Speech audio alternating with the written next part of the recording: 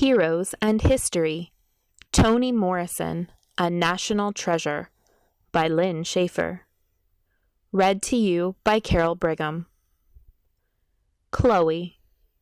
Chloe Anthony Wooford loved to listen to her parents' stories when she was a child. In school, she read everything she could get her hands on. She loved English class, and her teacher said she was a good writer. But she never thought about writing a book of her own until she was almost 40 years old. Learning to love stories. She was born in Ohio in 1931, during the Great Depression. Her father often had several jobs to make enough money.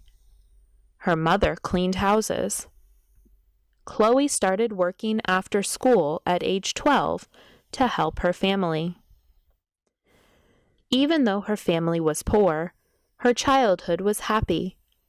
Her parents told stories to the children, especially ghost stories. My father's stories were the best, the scariest. We were always begging him to repeat the stories that terrified us the most, she said.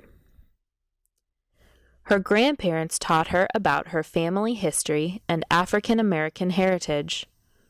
Her great-grandparents had been slaves. After the Civil War, her grandparents became sharecroppers. Actor, teacher, writer. Chloe was the first woman in her family to go to college. She went to Howard University in Washington, D.C. That's when she decided to use the name Toni, short for Anthony, her middle name. In summers, she joined an acting group that traveled to the South. They put on plays for mostly Black audiences. She felt the pain of segregation. She fell in love with Harold Morrison, a Jamaican. They were married just 6 years, but they were too different. The marriage didn't work. They divorced, leaving Toni with 2 children to support and care for. Later, Toni Morrison taught at Howard University. She joined a writers' group there and wrote her first short story. It was about a Black girl who thought she was ugly and wished she had blue eyes. Stories to tell. In 1965, Morrison got a job as an editor at a publishing company in New York. As an editor, she helped to promote books by African American writers. She became more serious about writing novels herself. She had stories she wanted to tell. She expanded her short story into a book. It became her first novel, The Bluest Eye.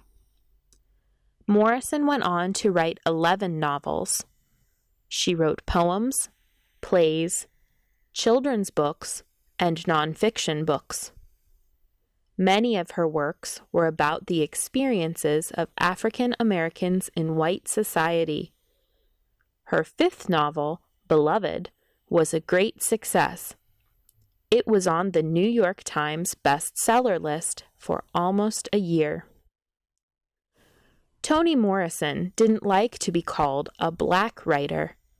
She didn't think about winning awards. She just wanted to tell stories. She became one of America's most famous storytellers. One award after another. And the awards came.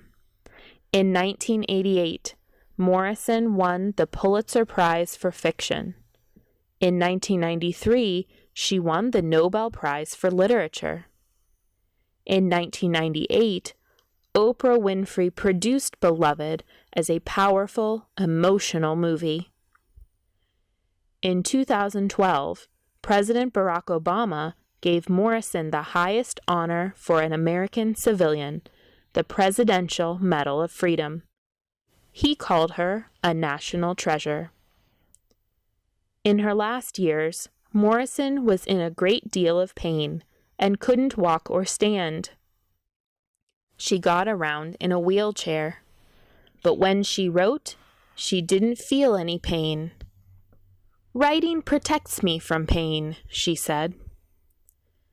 Toni Morrison died on August 5, 2019, at the age of 88. At her memorial service, Oprah Winfrey said, "Morrison's writing turns you upside down. For me, there is no greater writer."